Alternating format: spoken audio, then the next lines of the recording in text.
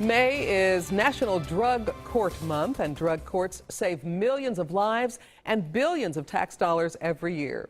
Kansas City Municipal Court Judge Joseph Licasio is here with us today. And Judge, you were here with us a couple of weeks ago.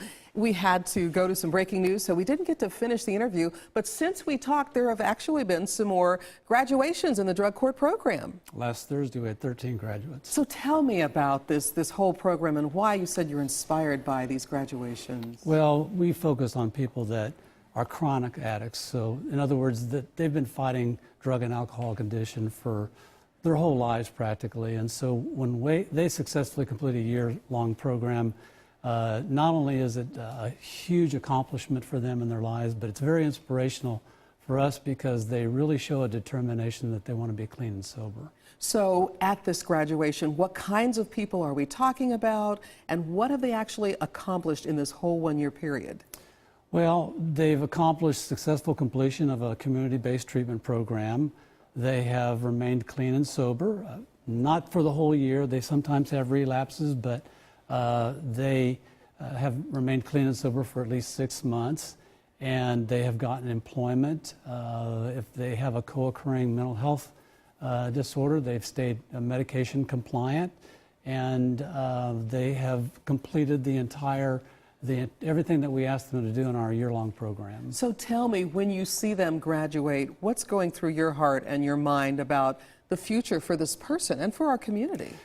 I think about how they've given themselves a chance to actually live life on life's terms instead of trying to live an artificial reality altered by drugs and alcohol.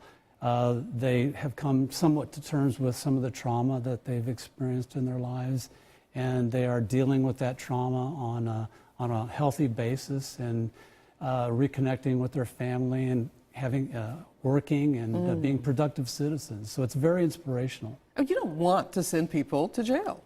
Absolutely not.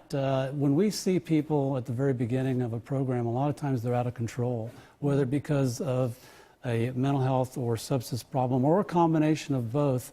They have, if we release them, they will immediately go back to drinking or using drugs. So when we put them into this program, we give them a chance to be in control of their own lives.